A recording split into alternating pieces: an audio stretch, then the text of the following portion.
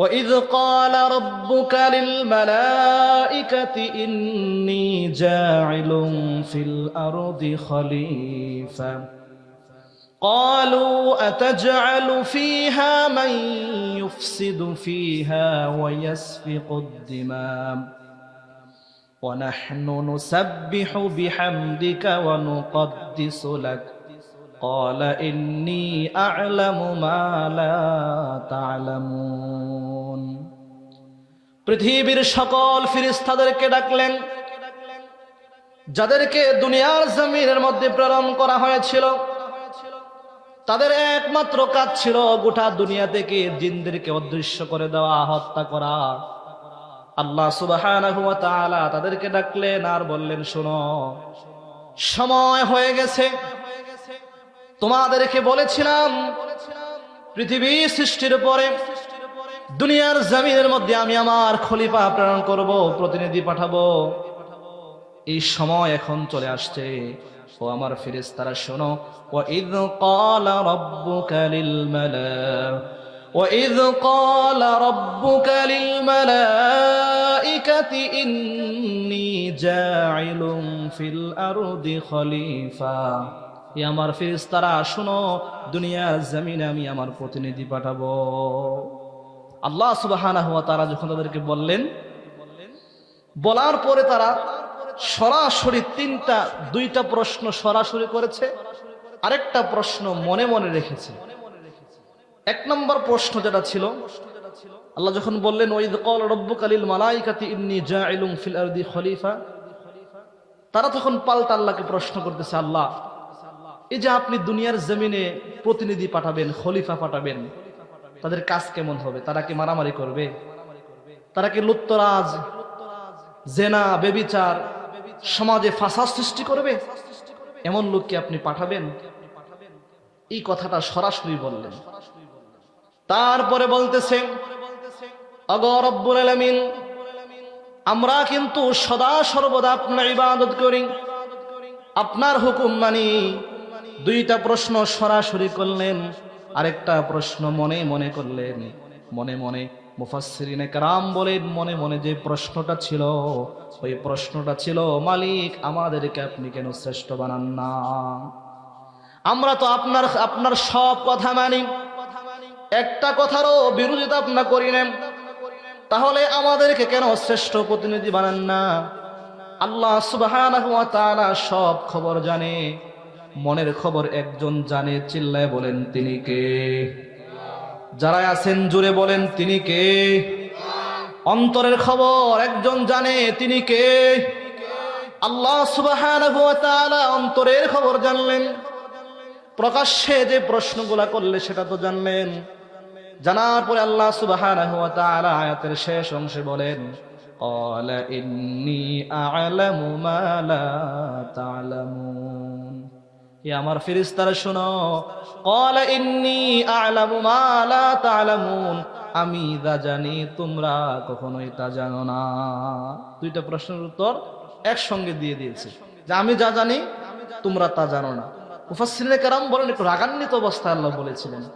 বলার পরে আল্লাহ সুবহানাহু ওয়া তাআলা যে রাগান্বিত অবস্থায় বললেন, ফেরেশতারা ভাবতেছে যে মনে হয় তারা গুনাহ করে ফেলেছে, মনে হয় তারা গুনাহ করে ফেলেছে। তারা কি করলো? বাইতুল মামুর একটা মসজিদ আছে, এটা আল্লাহর আরশে আজিমের সরাসরি নিচে। আল্লাহর আরশে আজিম, যেখানে আল্লাহ সুবহানাহু ওয়া তাআলা মূল ঠিকানা, আরশে আজিমের সরাসরি নিচে একটা ঘর আছে, মসজিদ আছে, ওটার নাম হলো বাইতুল মামুর। বলেন কি নাম? কথা কি বুঝেন না? আমি তো আপনার গ্রামের মানুষই, বুঝতে বুঝো। বাইতুল মামুর, এই বাইতুল মামুর জামে মসজিদ তারা ঢুকছে। এই মসজিদ সম্পর্কে বলা হয় যে মসজিদে একবারে ৭০,০০০ ফেরেশতারা একবারে নামাজ পড়তে পারে। বলেন না সুবহানাল্লাহ, জোরে বলেন না সুবহানাল্লাহ।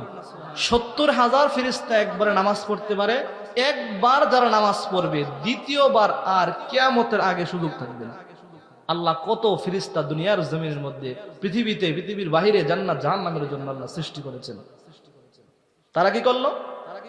আল্লাহ সুবহানাহু ওয়া তাআলার দরবারে তারা নামাজ আদায় করে আল্লাহর কাছে বলে, আল্লাহ, আমাদেরকে ক্ষমা করে দেন। আল্লাহর কাছে যখন মাপ চাওয়া শুরু করলো, আল্লাহ সুবহানাহু ওয়া তাআলা ফেরেশতাদেরকে ডাকলেন, ও আমার ফেরেশতারা শোনো শোনো, তোমরা কোনো গুনাহ করতে পারো না, তোমাদেরকে গুনাহ করার পাওয়ার দেই নাই, ক্ষমতা দেই নাই, তোমরা কেন আমার কাছে মাপ চাও, ক্ষমা চাও? তোমাদেরকে তো আমরা গুনাহ করার সুযোগ আমি দেই নাই। কিন্তু দুনিয়ার জমিনের মধ্যে আল্লাহ সুবহানাহু ওয়া তাআলা ফেরেশতাদের সঙ্গে পরামর্শ করতেছেন, কথা বলতেছেন। কিন্তু পৃথিবীতে যারা যাবে ইচ্ছা করলেই গুনাহ করতে পারবে। তোমরা যে প্রশ্ন আমাকে করেছিলা, শোনো, তার উত্তর স্পষ্টভাবে তোমাদেরকে আজকে দিচ্ছি, তুমি শোনো। দুনিয়ার জমিনের মধ্যে যারা যাবে, আশরাফুল মাখলুকাত, সৃষ্টির সেরা তারা হবে, তাদের চরিত্র হবে ইচ্ছা করলেই তারা গুনাহ করতে পারবে, ইচ্ছা করলেই তারা সওয়াবের কাজ করতে পারবে, পূর্ণ স্বাধীনতা তাদেরকে দেওয়া হবে। আল্লাহ সুবহানাহু ওয়া তাআলা বলেন, ইন্না নিশ্চয়, ইন্না আউওয়ালা বাইতিন বুদিআ লিন-নাস, নিশ্চয় মক্কার মধ্যে বাক্কাকে মক্কা বলা হয়। ইন্না নিশ্চয় আউওয়ালা বাইতিন, সর্বপ্রথম ঘর নির্মাণ করা হয়েছে মক্কার জমিনে। বলেন না সুবহানাল্লাহ। শুধুমাত্র ঘর নির্মাণ করা হয়েছে। কেন নির্মাণ করা হয়েছে? আল্লাহ সুবহানাহু ওয়া তাআলা বলেন, গোটা দুনিয়ার মানব জাতির কল্যাণের জন্য এই ঘর নির্মাণ করা হয়েছে। বলেন না সুবহানাল্লাহ। ফেরেশতাদেরকে অর্ডার করলেন, ও আমার ফেরেশতারা যাও জলদি করে, আরশে আজিমের নিচে মসজিদ হলো বাইতুল মামুর, আর বাইতুল মামুরের সরাসরি নিচে যে ঘরটা আছে ওই ঘরটার নাম হলো বর্তমান মক্কা। বলেন না সুবহানাল্লাহ। মক্কাকে নির্মাণ করলেন। মক্কাকে নির্মাণ করার পরে আল্লাহ সুবহানাহু ওয়া তাআলা জানায়া দিলেন যে গোটা দুনিয়ার মানুষ যারা জীবনে এখানে একবার আসতে পারে, আমি আল্লাহ সুবহানাহু ওয়া তাআলা পাহাড় পরিমাণ গুনাহ হলেও সব গুনাহগুলো আমি একেবারে নিষ্পাপ করে দেব। বলে না সুবহানাল্লাহ। তাহলে আল্লাহ আমাদেরকে স্পেশাল পাওয়ার দিয়ে তৈরি করেছেন গুনাহ করার জন্য। কি বলেন? আল্লাহ স্পেশাল পাওয়ার না? তারপরে একজন যে আছেন ইবলিস, আমাদের পিছনে সব সময় লাগা আছে, এটা অন্য আলোচনা।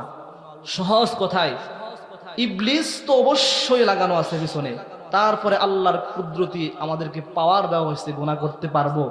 এই দুইটাকে একত্রিত করলে দুই হয়, কিন্তু নেক তো একমাত্র একটাই হয়।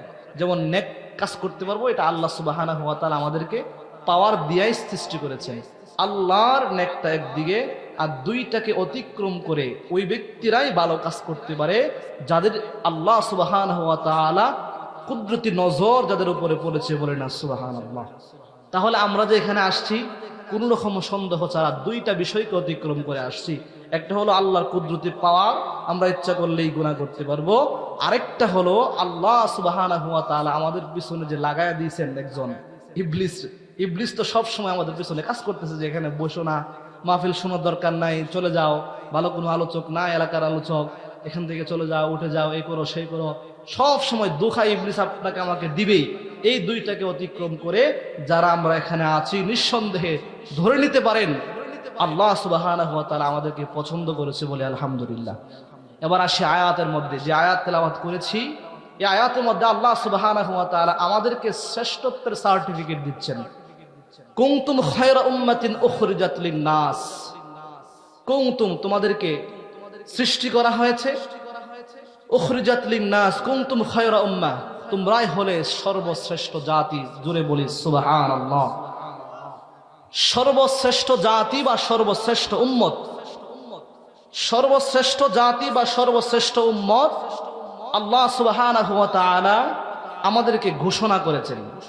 বর্তমান কেমন হয় আমাদের সার্টিফিকেট, আমাদের চরিত্রের সার্টিফিকেট, যে এলাকার চেয়ারম্যান থাকে ওই এলাকার চেয়ারম্যানের কাছে আমরা যাই, যাওয়ার পরে চেয়ারম্যান সাহেব একটা সার্টিফিকেট দেয় যে অমুক ব্যক্তি, সে তার পিতা অমুক, অমুক গ্রামের অমুক ওয়ার্ডের, সে খুব ভালো, তার চরিত্র খুব ভালো। এরকম হয় কি হয় না? এরকম হয় না? চেয়ারম্যানের সার্টিফিকেটের মধ্যে এরকম লেখা থাকে। কিন্তু আল্লাহ সুবহানাহু ওয়া তাআলা পৃথিবীর সকল মানুষদেরকে আল্লাহ সুবহানাহু ওয়া তাআলা শ্রেষ্ঠ বলেন নাই।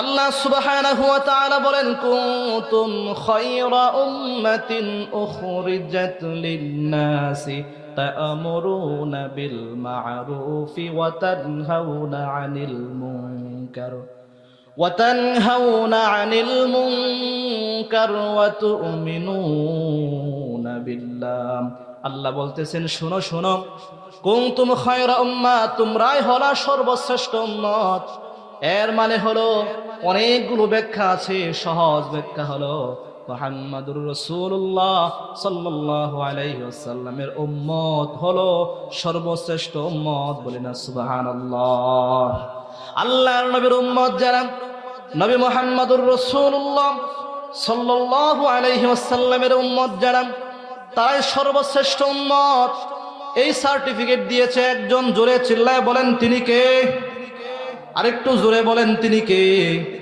আরেকটু জোরে বলেন না তিনি কে আল্লাহ যেখানে সার্টিফিকেট দিয়েছেন আমরা শ্রেষ্ঠ ওইখানে আলহামদুলিল্লাহ বলবেন না তো বাড়িতে গিয়ে বলবেন নাকি আল্লাহ আমাদেরকে বলতেছেন তোমরাই সর্বশ্রেষ্ঠ জাতি কুনতুম খায়রা উম্মাহ আল্লাহ বলেন নাই জিবরাইল ওরা শ্রেষ্ঠ আল্লাহ বলেন নাই ইসরাফিল শ্রেষ্ঠ মিকাইল শ্রেষ্ঠ ফেরেশতারা শ্রেষ্ঠ অন্য অন্য উম্মতের বেলায় অন্য আরো তো নবী ছিল জবরদস্ত নবী ছিল মুসা ঈসা ইব্রাহিম আল্লাহ অনেক পছন্দ করতেন ওনাদের উম্মতদেরকে কিন্তু শ্রেষ্ঠ বলে নাই আমাদেরকে শ্রেষ্ঠ বলেছেন এর কিছু কারণ আছে নাকি নাই কথা বলেন আছে নাকি নাই যেরকম শ্রেষ্ঠ আমাদেরকে বলেছেন আল্লাহ সুবহানাহু ওয়া তাআলা আবার মানুষেরা এমনও আছে উলাইকা কাল আনআম বাল হুম আদাল উলাইকা হুমুল গাফিলুন আল্লাহ বলেন উলাইকা কাল আনআম বাল হুম আদাল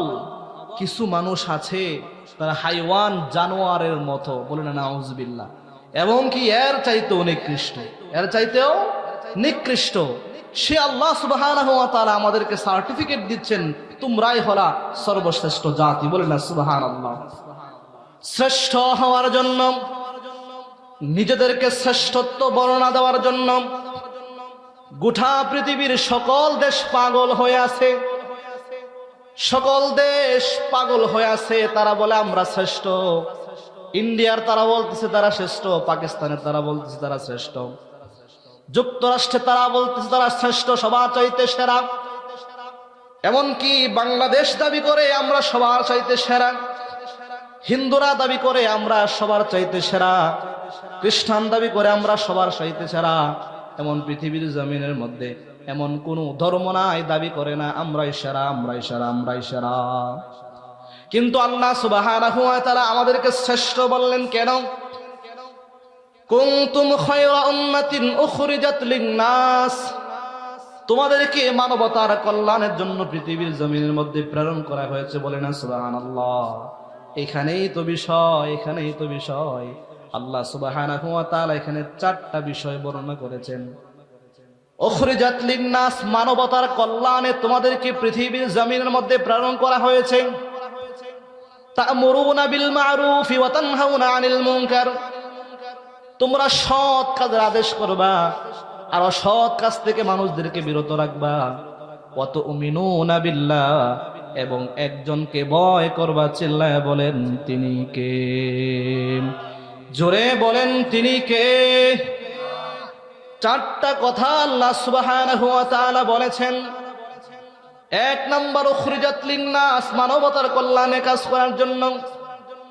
আফসোসের বিষয় পৃথিবীর জমিন থেকে আস্তে আস্তে মানবতা উঠে যাচ্ছে চিল্লায় বলেন ঠিক কিনা মানবতা দুনিয়ার জমিনে আস্তে আস্তে উঠে যাচ্ছে মনুষ্যত্ববোধ এটা আমাদের মধ্যে এখন আস্তে আস্তে উঠে যাচ্ছে মনুষ্যত্ববোধ নাই দেখেছেন কখনো একটা পশু আর একটা পশুকে হত্যা করতে একটা পশু আর একটা পশুকে হত্যা করে 10টা টুকরা করতে দেখেছেন কখনো কিন্তু মানুষকে হত্যা করতে দেখেন নাই প্রতিদিন হত্যার খবর আছে নাকি নাই আছে এই যে মানবতার কল্যাণে কাজ করার জন্য বলা হয়েছে আল্লাহ সুবহানাহু ওয়া তাআলা বলেছেন শ্রেষ্ঠ কিন্তু এমনিতে হওয়া যাবে না কয়েকটা কাজ করতে হবে এর মধ্যে এক নাম্বার হলো মানবতার কল্যাণে কাজ করা গোটা পৃথিবীর জমিনে যত মানবতার কাজ আছে পৃথিবীর জমিনে যত মানবতার কাজ আছে দুনিয়া শুরু থেকে আজ পর্যন্ত পৃথিবীর জমিনে যত মানবতার কাজ আছে সব কাজ মনে করেন আপনি করে ফেলেছেন। সব কাজকে আপনি একত্রিত করে এক জায়গার মধ্যে রাখেন। মনে করেন একজন মানুষ অনেক বিপদের মধ্যে পড়েছে, ওই ব্যক্তিটা মৃত্যু নিশ্চিত হয়ে যাবে, মৃত্যু নির্ঘাত, মৃত্যু নিশ্চিত হয়ে যাবে। এমন সময় আপনি রাস্তাটা দেখাইয়া দিলেন, এই দিক দিয়ে যাও। এই দিক দিয়ে যাওয়ার পর এখানে পানি আছে, পানির যন্ত্রণায় ছটপট ছটপট করতেছে, আপনি দেখাইয়া দিলেন। আর ওই ব্যক্তি ওইখানে যাওয়ার পরে পানি পান করলো, পানি পান করে জীবনটা বেঁচে গেল। ওই বিষয়টা সহজ নাকি অসাধারণ? কথা বলেন না, অসাধারণ না? একজনকে রাস্তা দেখাইয়া দিলেন, সে মারা যাচ্ছে, একদম অবস্থা খুব খারাপ, সে মারা যাচ্ছে। আপনি বললেন যে এখানে যাও আর একটু পানি খাও, আপনি তাকে বাঁচাইয়া দিলেন। এটা পৃথিবীর সবচাইতে তার জন্য সবচাইতে বড় একটা উপকার, আপনি এটা উপকার করলেন। এবং গোটা দুনিয়া যত উপকার আছে, যত উপকার আছে সব আপনি একত্রিত করে রাখলেন। আর আখিরাতের লাইনে একজনকে আপনি একটা হরফ শিক্ষা দিলেন, মানবতার কল্যাণের দিক দিয়ে বিবেচনা করে। গোটা দুনিয়ার সব উপকার একদিকে রাখবেন, আর আখিরাতের দিকে আপনি একজনকে উপকার, সামান্য একটা উপকার করবেন, এর চাইতে বেশি সওয়াব আপনার আমলনামার মধ্যে দেওয়া হবে। বলুন না সুবহানাল্লাহ। পৃথিবীর জমিনের ভিতরে যত উপকার আছে, দুনিয়ার যত উপকার, তার ভিতরে সব চাইতে উত্তম উপকার হলো আখিরাতের দিকে উপকার। রাস্তাহারা মানুষগুলাকে রাস্তার দিকে আনার উপকার সবচাইতে বড়। পথ হারা মানুষদেরকে পথের দিকে আনা সবচাইতে বড়। আল্লাহ সুবহানাহু ওয়া তাআলা উখরিজাত লিন-নাস কথা বলেছেন, মানবতার কল্যাণের কথা বলেছেন। দুনিয়ার জমিনে যত উপকার আছে আপনি যদি একদিকে রাখেন, আর যদি আপনি আল্লাহ সুবহানাহু ওয়া তাআলার দিকে মানুষদেরকে ডাকেন আর সামান্য উপকার করেন, ওই উপকারটাই আল্লাহ সুবহানাহু ওয়া তাআলার কাছে অত্যন্ত দামি হয়ে যাবে। এই যে মাদ্রাসা, নোয়াপাড়াতে মাদ্রাসা হয়েছে, এজন্য আপনারা খুশি নাকি বেজার? খুশি নাকি বেজার? এই সামান্য উপকার যদি আপনি করতে পারেন এই মাদ্রাসা নিয়ে, যেখানে একটু উপকার করলাম, আমি 1 টাকা দিয়ে হোক, 10 টাকা দিয়ে হোক, একটু পরামর্শ দিয়ে হোক, শ্রম দিয়ে হোক, তাহলে আপনি মানবতার কল্যাণে কাজ করা শুরু করে দিলেন। মানবতার কল্যাণে যত উপকারগুলো আছে, পৃথিবীর সবচাইতে শ্রেষ্ঠ উপকার হলো আল্লাহর দিকে মানুষদেরকে, আল্লাহর দিকে ডাকা। আর এই যে মাদ্রাসাগুলো আছে, এই মাদ্রাসাগুলো মানুষদেরকে আল্লাহর দিকেই ডাকে, সুশিক্ষায় শিক্ষিত করায়। আমরা সকলেই চেষ্টা করব আল্লাহ সুবহানাহু ওয়া তাআলা যেই জন্য আমাদেরকে সৃষ্টি করেছেন, উখরিজাত লিন-নাস, মানবতার কল্যাণে কাজ করার জন্য, আমরা চেষ্টা করব দ্বীনের লাইনে, যেখানেই মানবতার একটু ঘ্রাণ পাওয়া যায়, যদি দ্বীনের লাইনে হয়, আমাদের সর্বোচ্চ দিয়ে আমরা চেষ্টা করব বলে ইনশাআল্লাহ। আল্লাহ সুবহানাহু ওয়া তাআলা 2 নম্বরে বলতেছেন, তোমাদেরকে শ্রেষ্ঠ বানানো হয়েছে কেন শোনো। তা'মুরুনা বিল মা'রুফি ওয়া তানহাউনা আনিল মুনকার ওয়া তু'মিনুনা বিল্লাহ। শেষে বলেছেন আল্লাহকে ভয় করো। মাঝখানে 2টা কথা আল্লাহ সুবহানাহু ওয়া তাআলা বলেছেন। 1 নম্বরে হলো সৎ কাজের আদেশ, 2 নম্বরে হলো অসৎ কাজের নিষেধ, এবং 3 নম্বরে আল্লাহ বলেন আল্লাহকে ভয় করো। বলেন সুবহানাল্লাহ। এখানে দেখেন, মানবতার কল্যাণে কাজ আপনি করবেন, এটা বুঝবেন সঠিক কোনটা। আবার সৎ কাজের আদেশ, অসৎ কাজ থেকে মানুষদেরকে ডাকবেন। সৎ কোনটা, অসৎ কোনটা আপনি বুঝবেন কি করে? সব কিছু আপনার অটোমেটিক বুঝে আসবে যদি আল্লাহর ভয় আপনার অন্তরে থাকে। অনেক সময় দেখা যায় আমরা অন্যায় করি, কিন্তু এটাকে অন্যায় মনে করি না, মনে হয় এটাই ঠিক আছে। কেন মনে হয়? আমাদের অন্তরের মধ্যে আল্লাহর ভয় নাই। সবগুলো এমনি এমনি হয়ে যাবে। কুনতুম খায়রা উম্মাতিন উখরিজাত লিন-নাস তা'মুরুনা বিল মা'রুফি ওয়া তানহাউনা আনিল মুনকার। সব কিছু সঠিক রাস্তায় থাকবে, সঠিক দিকে থাকবে, সঠিক রাস্তায় থাকবে, একমাত্র কারণ হলো উখরিজাত লিন-নাস, সব কিছু এক জায়গার মধ্যেই থাকবে। মুনকার, সৎ কাজের আদেশ, অসৎ কাজের নিষেধ সব ঠিক থাকবে। যদি আপনার অন্তরের মধ্যে আল্লাহর ভয় থাকে, তাহলে আপনি সৎ কোনটা অসৎ কোনটা চিনতে পারবেন। আফসোসের বিষয়, এখানেই মানুষগুলো আমরা আটকায়া যাই, এখানে আমরা আটকায়া যাই। মূল বিষয়টা আল্লাহ এমনি যে শ্রেষ্ঠ বললেন এমনটা কিন্তু না। উখরিজাত লিন-নাস, মানবতার কল্যাণে কাজ মোটামুটি সকলেই করি, যেখানে সুযোগ হয় সেখানে মোটামুটি করা হয়। কিন্তু তা'মুরুনা বিল মা'রুফি ওয়া তানহাউনা আনিল মুনকার, সৎ কাজের আদেশ আর অসৎ কাজ থেকে মানুষদেরকে বিরত রাখা, এই আমলটা একেবারে উঠে গেছে, একেবারে উঠে গেছে। সৎ কাজের আদেশ, সৎ কাজ কিগুলা, কি সৎ কাজ সমাজে? আপনি সৎ কাজ কোথায় খুঁজবেন? আগে নিজের ভিতরে খুঁজবেন, নিজের ভিতরে খোঁজার পরে আপনার সমাজের মধ্যে খুঁজবেন যে সমাজে সৎ কাজ কি আছে, এগুলো আপনি আদেশ করবেন। অসৎ কাজ থেকে বিরত রাখার চেষ্টা করবেন। সমাজের ভিতরে অসৎ কাজ কি হয়? এখানে তো আর গোলাগুলি হয় না, এখানে তো আর একজন আরেকজনকে কুবাকুবি করে না। এখানে অসৎ কাজ কোনগুলা হয় সমাজের মধ্যে? বিশেষ করে আমার বাংলাদেশে যে অসৎ কাজ সবচাইতে বেশি হয়, এটা হলো মাদকের সয়লাভ। চিল্লায় বলেন ঠিক কিনা? মাদকের সয়লাভ, গ্রাম থেকে গ্রাম অঞ্চলে মাদক ঢুকে গেছে ঘরে ঘরে। যদি আপনি এখন এই প্রতিবাদ না করেন, আল্লাহর নামের শপথ করে বলতে পারি, আল্লাহর নামের শপথ করে বলি, আল্লাহর নামের শপথ করে বলি, যদি মাদকের বিরুদ্ধে আপনি এখনই অ্যাকশন না নেন, আজকে না হয় কালকে আপনার ঘরে মাদক ঢুকবে, একটা সেকেন্ড দেরি করবে না। চিল্লায় বলেন ঠিক কিনা? মাদকের বিরুদ্ধে আপনাদের অ্যাকশন নিতে হবে। যেখানে মাদক বিক্রি হয়, যারা মাদক পান করে, মাদক খায়, তাদের বিরুদ্ধে আপনারা অবস্থান নেবেন, মুখ দিয়ে বলবেন। বললে দেখবেন আস্তে আস্তে, প্রথম আহামরি যে বন্ধ হয়ে যাবে এরকমটা না, প্রথম শুরু করতে হবে। শুরু করবেন, সহযোগিতা করবে একজন। চিল্লায় বলেন তিনি কে? এখন আমরা মনে করি মাদকের বিরুদ্ধে বলবো, আমাদেরকে অপমান করা হবে। অনেক মানুষ তো সমাজের মধ্যে আছে, আমরা কেন মাদকের বিরুদ্ধে বলবো? তারাই তো বলতে পারবে। কিন্তু বিশ্বাস করেন, এই কাজটা হলো প্রতিটা মানুষের। এই যে আপনি এইটুক বুঝলেন মাদক খারাপ একটা জিনিস, এতটুক যে আপনি বুঝলেন, আপনার জন্য ফরজ হলো মাদকের বিরুদ্ধে কথা বলা। যদি আপনি কথা না বলতে পারেন, আর যদি আপনার মুখটা বন্ধ রাখেন, জাহান্নামের মধ্যে আপনাকে জাহান্নামের সাক্ষী হতে হবে, জাহান্নামের মধ্যে আপনাকে পড়তে হবে, আল্লাহর দরবারে দাঁড়াতে হবে। তোমার সমাজের মধ্যে তোমার সামনে মাদকের সয়লাভ ছিল, মাদক তুমি পানাহার করতো, কিন্তু তুমি কিছুই বলতে না। নিজের সন্তান হলে ছাড় দিয়া দিতাম, নিজের বাতিজাকে ছাড় দিয়া দিতাম। কিন্তু না না না, সাহাবীরা কেমন ছিল? খলিফাতুল মুসলিমিন হযরতে ওমর ফারুক রাদিয়াল্লাহু তাআলা আনহু, উনি যখন ওনার ক্ষমতার মসনদে বসলেন, উনি যখন দ্বিতীয় খলিফা হলেন, খলিফা হওয়ার পরে উনি সমাজের মধ্যে ঘোষণা করে দিলেন, আজকে থেকে মাদক আমার সমাজে চলবে না। যারা মাদক পান করবে 80টা বেত্রাঘাত করা হবে। উনি যখন এই ঘোষণা দিয়ে দিলেন, গোটা মক্কার মধ্যে হইচই পড়ে গেল। আরে ওমর কি বলল? সকল মানুষরা ওই সময় প্রায় মানুষেরা মদ খেত, সবাই তো প্রায় পাগল পাড়া হয়ে গেছে, রাগান্বিত অবস্থায়। কিন্তু ওমরের মোকাবেলায় কেউ কিছু বলতে পারে না।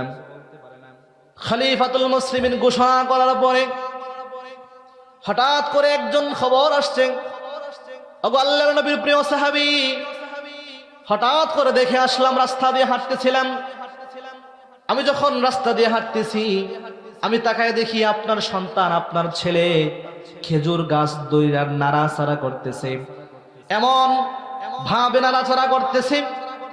আমি লক্ষ্য করলাম, আমি মনে করলাম, উপভোগ করলাম, অনুভব করলাম, আপনার সন্তান মদ পান করেছে, সে মাতাল হয়ে গেছে। খলিফাতুল মুসলিমিন বসা ছিল, দাঁড়ায় গেলেন। রাগী মানুষ, চোখ গুলা গরম হয়ে গেছে, লাল হয়ে গেছে। উনি তৎক্ষণাৎ, খলিফাতুল মুসলিমিন তৎক্ষণাৎ চলে গেলেন, ওনার সন্তানকে ডাকলেন, বলেন তুমি নাকি মদ খেয়েছো, সত্য নাকি? বলে বাবা আমি মদ খাই নাই। বলে সত্য করে বলো। বলে আমি মদ খাই নাই।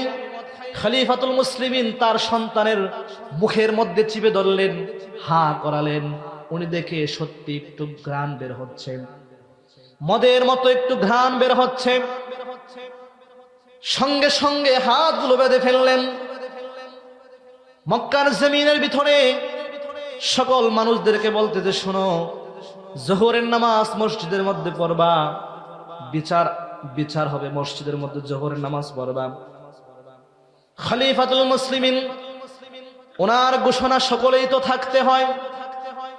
ওনার সন্তান মদ খেয়েছে বলা বলে করতেছে, হয়তোবা ছেড়ে দিবে, হয়তোবা দু একটা সর তাপড় দিয়ে ছেড়ে দিবে।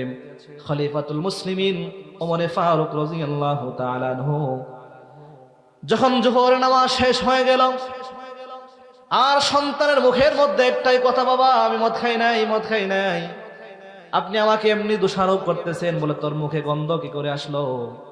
উনি বলেন, আমি মদ খাই নাই, আমি নাফিস খেয়েছি।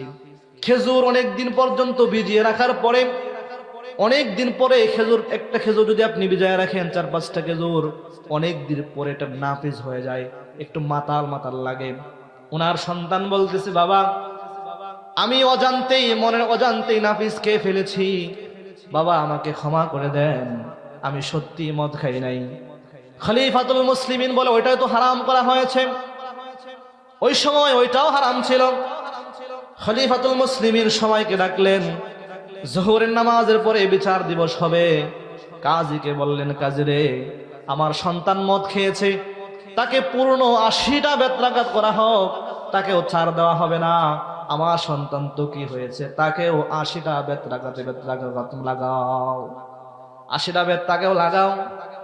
কাজী আস্তে করে মারে, চাকরিও বাঁচায়, বিচারও করে। খলিফাতুল মুসলিমিন বিষয়টা বুঝে গেলেন। বোঝার পরে বলতেছে, শোনো ও কাজী, শোনো, তুমি যে বিচার করেছো জল্লাদ, আমি দেখতেছি তুমি বিচার করতেছো না, তুমি তোমার চাকরি বাঁচাচ্ছ। শোনো, দেও এই চাবুকটা আমার হাতে দাও। খলিফাতুল মুসলিমিন নিজ হাতে চাবুকটা নিলেন, নেওয়ার পরে সন্তানকে আঘাত করা শুরু করলেন। জল্লাদ 4টা আঘাত করেছিল, উনি বলে 4টা আঘাত হয় নাই, 1 নাম্বার থেকে শুরু হবে। খলিফাতুল মুসলিমিন 1 নাম্বার থেকে বাড়ি শুরু করলেন। 2টা 3টা বাড়ি দেওয়ার পরে সন্তান হাওমাও করে চিৎকার করতেছে, মাগো বাঁচাও, ও আম্মা ঘর থেকে বের হও। আব্বা এমন করে মারতেছে, মনে হয় পৃথিবীর জমিন থেকে আমি বিদায় হয়ে যাব। দৌড় দিয়া মা বের হলেন, খলিফাতুল মুসলিমিনের পায়ে জড়ায় ধরলেন, ওগো খলিফা, আমার সন্তান ভুল করে খেয়ে ফেলেছে, আপনি মাফ করে দেন। খলিফাতুল মুসলিমিন বলেন, না না না, আজকে যদি আমি মাফ করে দেই, এমন অবস্থা হবে ইসলামের মধ্যে একটা কলঙ্কিত অধ্যায় হয়ে যাবে, ইতিহাসের মধ্যে লেখা থাকবে তার সন্তানকে ক্ষমা করা হয়েছিল। খলিফাতুল মুসলিমিন নিজ হাতে 1টা 2টা নয়, 50টা বাড়ি তার সন্তানকে দিলেন। 50টা বাড়ি দেওয়ার আগেই সন্তান দুনিয়ার জমিনের মায়া ত্যাগ করে চলে গেছে। সন্তান মারা গেছে, কান্নার রোল পড়ে গেছে। খলিফাতুল মুসলিমিনের স্ত্রী কান্নাকাটি করতেছে, উনি একটা ফোঁটাও চোখের পানি ফেলেন নাই। মারা যাওয়ার পরে জল্লাদকে বলা হলো গোসল করাও, নিজেও গোসল করালেন, কবর খনন করলেন, নিজ হাতে কবরটা দিলেন। কবর দেওয়ার পরে কবরের উপরে আরো বাকি 30টা লাঠির আঘাত উনি দিলেন। 30টা বাড়ি দেওয়ার পরে সব কিছু শেষ করার পরে আল্লাহর দরবারে 2টি হাত তুলে উনি মুনাজাত করে, রব্বুল আলামিন, আমার সন্তান তো ভুল করে মদ খেয়ে ফেলেছে, হয়তোবা খেয়ে ফেলেছে, আমার সন্তানকে আপনি মাফ করে দিয়েন। আর আল্লাহ, আমাকে আপনি আসামি হিসাবে দাঁড় করায়েন না। রোজ কিয়ামতের কঠিন মুসিবতের সময় রব্বুল আলামিন আপনি আমাকে আসামি হিসাবে দাঁড় করায়েন না। আমি সঠিক বিচার করার চেষ্টা করেছি, আমার সন্তান, আমি একটাবার আমার সন্তানের দিকে তাকাই নাই, আমি সঠিক বিচার করেছি। এরকম বিচার সমাজের মধ্যে যদি হতো, তাহলে সমাজের মধ্যে প্রকাশ্যে গাঁজা খেত না, চিল্লায় বলেন ঠিক কিনা? যদি তার পিতা সন্তানকে বিচার করত, যদি পিতা সন্তানকে বিচার করত, একটা ঘরে খোদার কসম করে বলতে পারি, একটা ঘরে কোনো মদের গাঁজার আড্ডা হতো না। কিন্তু আফসোসের বিষয়, সন্তানরা মদ খায়, বিড়ি খায়, গাঁজা খায়, পিতা মাতা কিছুই বলে না। এমন পিতা মাতা আছে নাকি? নাই, আছে, কিছুই বলে না। কেন বলে না? সন্তান কথা মানে না। কথা কি এমনি মানবে নাকি? কথা মানাতে হয়। আপনি শুরুটা করেছেন, জীবনের শুরুটা করেছেন হাট্টিমা টিম টিম, তারা মাঠে পারে ডিম, তাদের আছে দুটি কারা সিং, তারা হাট্টিমা টিম টিম। জীবনের শুরুটা করেছেন আপনি ভুল দিয়া। পৃথিবীর কোনো এমন প্রাণী নাই যে প্রাণীর মাথার মধ্যে শিং আছে আবার ডিম পারে, এমন কোনো প্রাণী নাই। যারা ডিম পারে এরা কখনো শিং নাই, শিং ছাড়া। তাহলে প্রথম শুরুই করেছেন আপনি হাট্টিমা টিম টিম, তারা মাঠে পারে ডিম, উল্টা পাল্টা দিয়া। যদি সন্তানকে সুশিক্ষায় শিক্ষিত করান, সন্তানকে সুশিক্ষায় শিক্ষিত করালে অবশ্যই সন্তানটা উল্টা পাল্টা রাস্তার মধ্যে যাবে না। আপনার যখন মৃত্যু হয়ে যাবে, মৃত্যুর পরে আল্লাহর দরবারে সন্তান দোয়া করবে। একটা ঘটনা মনে পড়ে গেছে, আশরাফ আলী থানভী রহমতুল্লাহি আলাইহি একটা ঘটনা লিখলেন। এই ঘটনাটা বলে ইনশাআল্লাহ শেষ করে দিব। আশরাফ আলী থানভী রহমতুল্লাহি আলাইহি খুব সম্ভবত উনি লিখেছেন ঘটনাটা। দেখেন, সুশিক্ষায় শিক্ষিত করলে যে মাদ্রাসা দারুত তাকওয়া, এই মাদ্রাসায় দিলে, মাদ্রাসাগুলোতে আপনার সন্তানকে দিলে কি লাভ দেখেন। মৃত্যুর পরে দুইটা আমল কবরে যায়। এক নম্বর আমল হলো বুখারীর হাদিসে আছে, দান। যদি আপনি আপনার পিতামাতার নামে দান করেন, এটা ইসালে সব হয়ে কবরের মধ্যে যাবেই, যাবেই, একবারে কোনো সন্দেহ নাই, এটা যাবেই। দুই নম্বরে হলো পিতামাতার সন্তানের পক্ষ থেকে যদি আপনি কোনো ভালো একটা কাজ করে, তাহলে একটা ইসালে সব কবরের মধ্যে যায়। এক আল্লাহর ওলি দেখেন, দুনিয়ার জমিনের মধ্যে ভালো সন্তান রেখে গেলে কি দাম। একজন আল্লাহর ওলি কবরের পাশ দিয়ে হাঁটতেছে, স্বপ্নে উনি দেখতেছেন, উনি স্বপ্নে দেখতেছে একটা কবরের জমিনের মধ্যে, একটা গোরস্থানের মধ্যে উনি দাঁড়ানো, একটা গোরস্থান, সকল গোরস্থানবাসীদেরকে উনি দেখতেছেন, সকল গোরস্থানের মধ্যে গানদেরকে উনি দেখতেছেন। নেকি নেওয়ার জন্য ফেরেশতারা নেকি বন্টন করতেছে, নেকি নেওয়ার জন্য সকলেই পাগল হয়ে গেছে, পাগল পারা হয়ে গেছে, হুমরিকে আছে কে কার আগে নেকি নেবে, ধাক্কা ধাক্কি করতেছে। কিন্তু একজন মহিলা রাস্তার মধ্যে বসা, একটা কোণার মধ্যে বসে চুপচাপ বসা, মহিলা নেকি নেওয়ার জন্য পাগল না, চুপচাপ বসা। ওই আল্লাহর ওলি স্বপ্নে যুগে মহিলাকে জিজ্ঞাসা করতেছে, সকল মানুষেরা নেকি নেওয়ার জন্য পাগল হয়ে আছে, আপনি কেন নেকি নেন না? আপনার কি নেকি প্রয়োজন নাই? আপনি নেকি নেন না কেন? মহিলা ডাক দিয়ে বলে, আমার দুনিয়ার জমিনের মধ্যে একটা সন্তান আছে, সন্তানটা হলো কোরআনের হাফেজ। সে ব্যবসা করে একটা বাজারের মধ্যে, ব্যবসার ফাঁকে ফাঁকে যখন সময় পায় কোরআনটা উল্টায়া সুন্দর করে তেলাওয়াত করে, আর একটা সওয়াবের অংশ অটোমেটিক আমার কবরের জমিনের মধ্যে চলে আসে। আমার নেক নেওয়ার প্রয়োজন নাই, আমার সন্তান আমাকে প্রতিদিন নেকি পাঠায়, আমার প্রয়োজন নাই। আল্লাহর ওলির ঘুম ভেঙেছে, আল্লাহর ওলির কৌতূহল জেগেছে, সন্তানটাকে দেখবে। স্বপ্নে শেখানো পদ্ধতি, স্বপ্নে যেই ঠিকানা বলেছিল আল্লাহর ওলি, ওই ঠিকানার মধ্যে গেলেন, গিয়া দেখে সত্যি ব্যবসা করে আবার কোরআন শরীফ পড়ে। কাস্টমার যখন আসে কোরআন উল্টা বন্ধ করে দেয়, বেচা কেনা করেন। আবার যখন কাস্টমার চলে যায় আবার কোরআন শরীফ উল্টায় পড়তে শুরু করে। কোরআন শরীফ পড়ার পরে দুটি হাত তুলে আল্লাহর কাছে মার জন্য দোয়া করে, রব্বুল আলামিন কবরের জমিনে আমার মাকে আপনি সুস্থ রাখিয়েন, ভালো রাখিয়েন, কবরটাকে জান্নাতের বাগিচা বানায়া দিয়েন। আল্লাহর ওলি সব ঘটনা দেখলেন, দেখার পরে ওই সন্তানের কাছে গেলেন।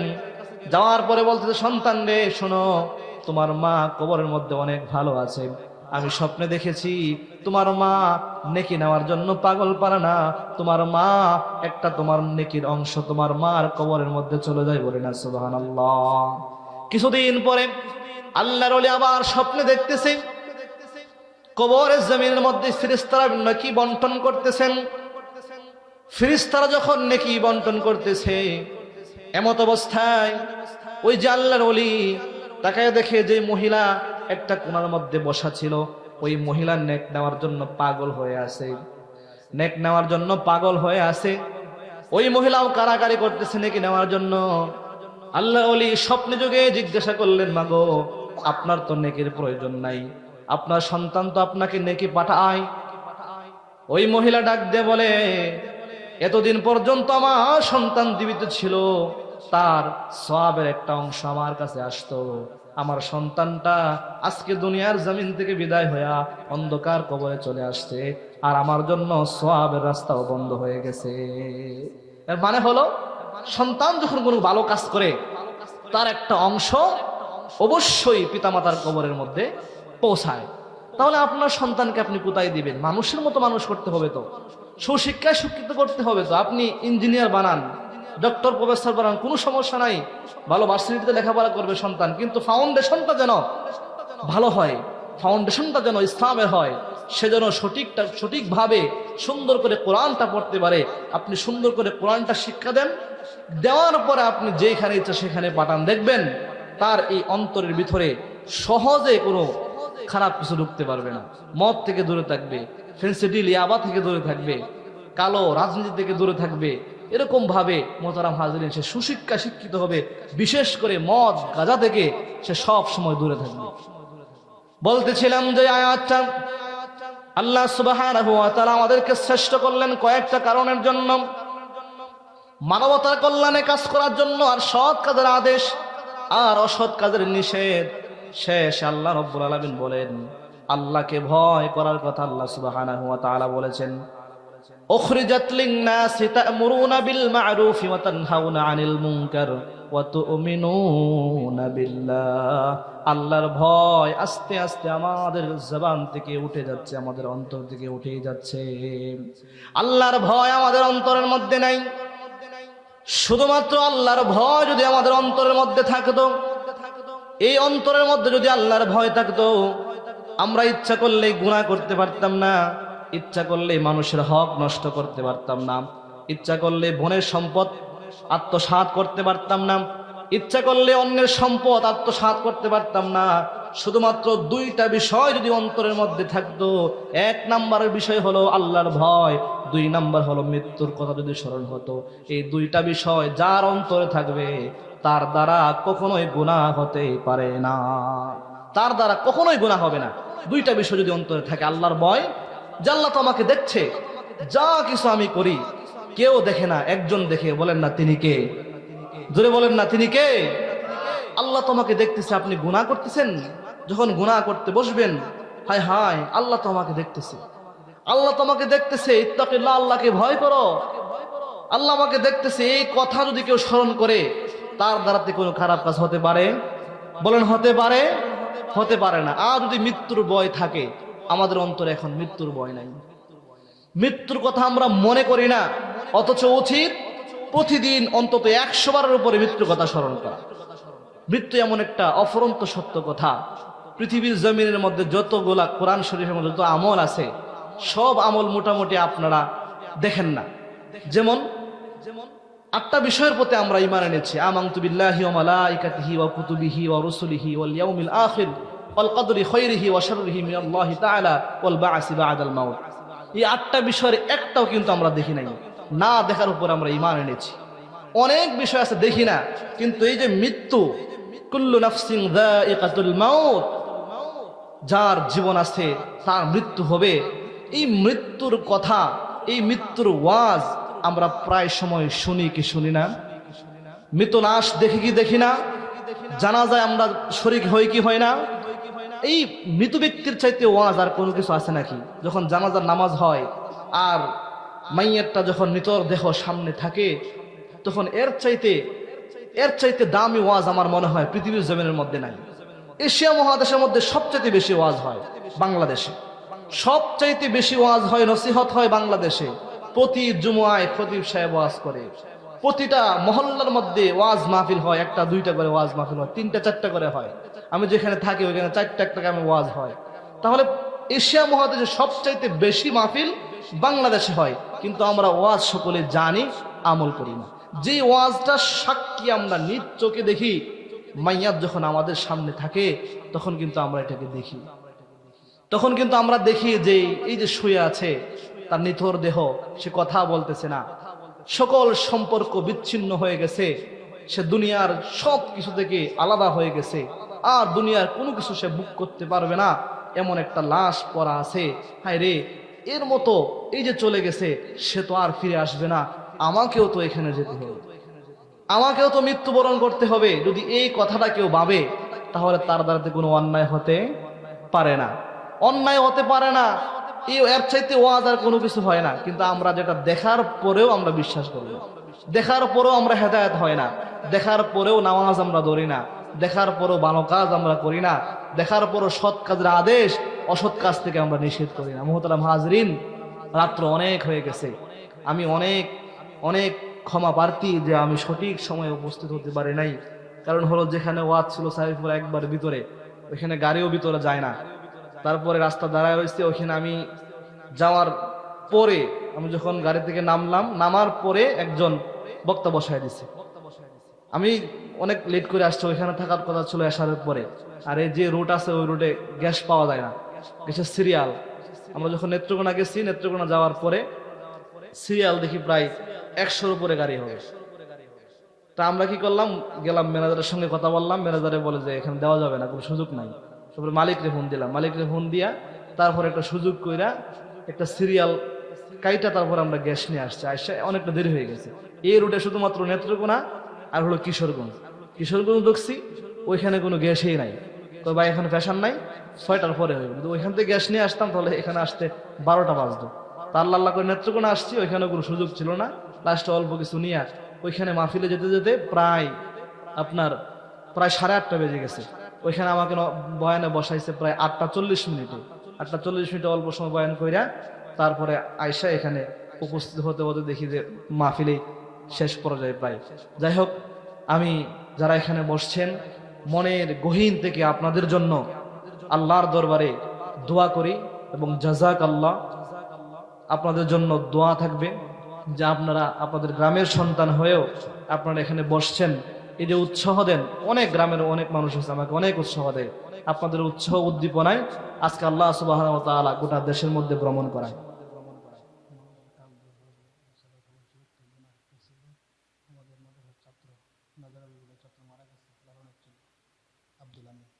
তা আপনাদের উদ্দীপনায় উৎসাহ, এই যে আপনারা আমাকে চিনেন একই গ্রামের, এর পরও বসা, এটা আমার জন্য গর্বের বিষয়।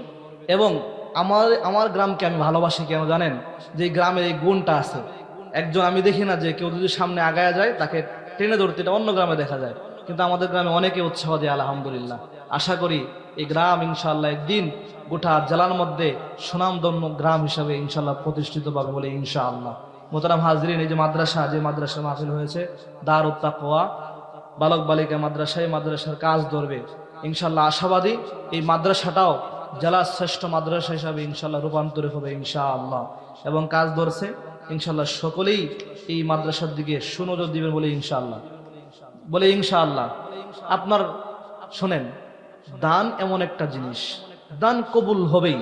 আপনি দান করবেন, এটা কবুল হবেই, এবং দানে মানুষকে জান্নাতে নিবেই বলে ইনশাআল্লাহ। দানে আপনার সম্পদকে বাড়ায় দিবেই, বাড়ায় দিবে তো দিবেই, এর মধ্যে কোনো সন্দেহ নাই। রাসূলের কাছে এক লোক আসছে, এসে বলে, ইয়া রাসূলুল্লাহ, আমার সম্পদ নাই, কিছু আমল শিখিয়ে দেন, আমার ধনী হতে চাই। উনি বলেন যে তুমি দান করতে থাকো, দান করো, দেখো ধনী হয়ে যাবে, যা আছে তা থেকে দান করো।